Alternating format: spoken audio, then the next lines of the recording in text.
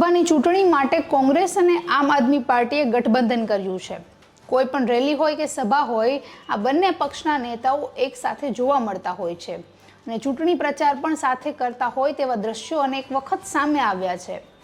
પણ જૂનાગઢ લોકસભાની બેઠક પરથી ચૂંટણી પ્રચાર વખતે આમ આદમી પાર્ટીના જગમલ વાળા અને કોંગ્રેસના વિમલ ચુડાસમાના જે દ્રશ્યો સામે આવ્યા તેને લઈને લોકોમાં ખૂબ જ ચર્ચા થઈ રહી છે। નમસ્કાર, આપની સાથે હું છું જાનવી।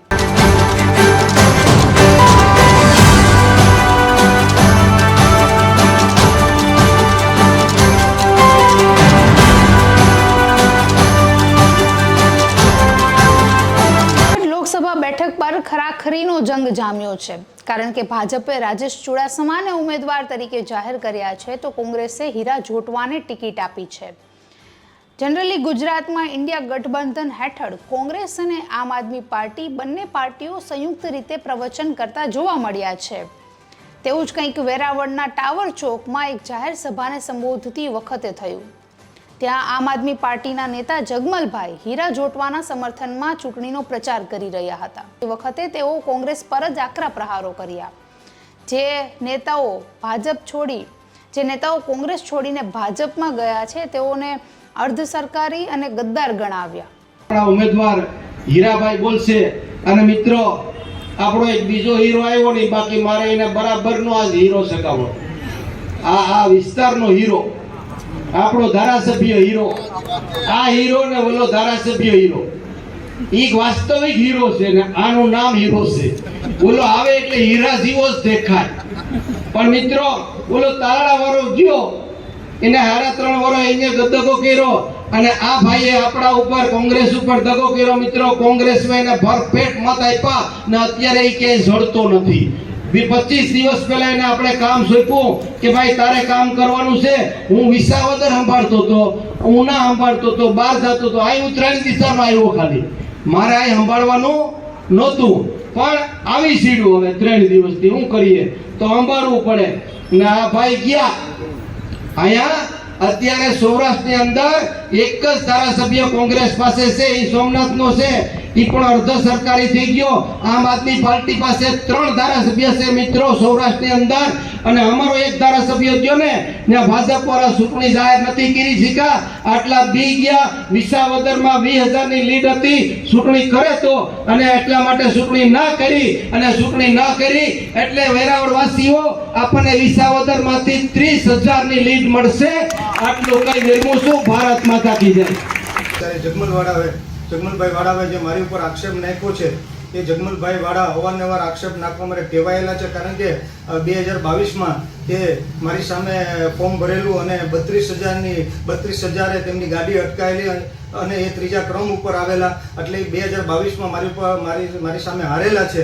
એના કારણે એ અત્યારે એ બોલી રહ્યા છે ને આમે જગમલભાઈ તો હંમેશા પહેલેથી બીજેપીના માણસ છે અને બીજેપી વિચારધારાએ ટેવાયેલા છે, અને આમે દર ચૂંટણીમાં અપક્ષમાં હોય કે આમ આદમી પાર્ટીમાં હોય કે અન્ય કોઈ પણ પાર્ટીમાં હોય, કોઈને સમર્થન આપ્યું હોય તો હંમેશા બીજેપીના ઇશારા કરે છે। જ્યારે 2017માં મને સપોર્ટ આપ્યો હતો અને ત્યારે એને અમિતભાઈ શાહ સાથે હોટલમાં બેસી અને ત્યાં એની મિટિંગ કરી લીધી અને જાહેર સભામાં એવું બોલ્યા કે હિન્દુ મુસ્લિમનો દંગો થઈ ગયા તો મારી સોમનાથની પ્રજા એ દંગાથી બચી અને મેં ત્યાં શાંત કર્યું। 2017માં મારી જીત થઈ। 2022માં હમણાં બે દિવસ પહેલા મુસ્લિમ સમાજમાં મિટિંગ કરી, ત્યાં પણ મારા વિશે બોલ્યા, કાલે પણ મારા વિશે બોલ્યા, કારણ કે એ એટલે બોલે છે કે ભાજપને ઈશારે કરે છે। એમના ધંધા છે એ 2 નંબરના લીઝના ધંધાઓ છે, અને એ ધંધાઓ જો એ ભાજપને ઈશારે કામ ન કરે તો બાકીની જિંદગી એને જેલમાં કાઢવી પડે, એટલે ભાજપને ઈશારે એ મને બદનામ કરવા માટેનો આ પ્રયત્ન કરે છે। અને એ જો ખાસ કરીને હીરાભાઈ જોટવાને જીતાડવા માંગતા હોય તો અત્યારે આ બધું કરવાથી જે સમજી લો કે મારા ચાહકો કે જે કંઈ મને લાગતા હોય કે જેના હું કામ કરતો હોય એ નારાજ થાય તો એ હીરાભાઈને જ નુકસાન થાય છે। એટલે મને 100% હું કહી શકું કે આ ભાજપને ઈશારે અને હીરાભાઈને નુકસાન કરવા માંગે છે અને ભાજપને ઈશારે આ કરે છે। અને હું તો કોંગ્રેસ પાર્ટીનો છું, કોંગ્રેસ પાર્ટીમાં રહેવાનું છે। મને તો લાખો રૂપિયાની ઓફર 2017માં 2022માં કેબિનેટ મિનિસ્ટર પદ, સંસદ પદ, આવું બધું પણ આપેલું, પણ હું મારી 22 વર્ષની ઉંમરથી કોંગ્રેસ પાર્ટીમાં જોડાવાનું, ક્યારે કોઈ પાર્ટી બદલી નથી, બદલવાનો પણ નથી। ને આપનો વિમલ ચુડાસમા ચૂંટણી પ્રચાર કરતી વખતે કહ્યું કે આ વખતે અમારો હીરો ચૂંટણી લડી રહ્યો છે। એવો હીરા જોટવાની સમર્થનમાં જગમલભાઈએ હીરા જોટવાના સમર્થનમાં ચૂંટણી પ્રચાર કરતી વખતે કહ્યું કે આ વખતે અમારો હીરો ચૂંટણી લડી રહ્યો છે. એક હીરો અહીંયા છે ને બીજો એક વાસ્તવિક હીરો ક્યાંય જડતો નથી.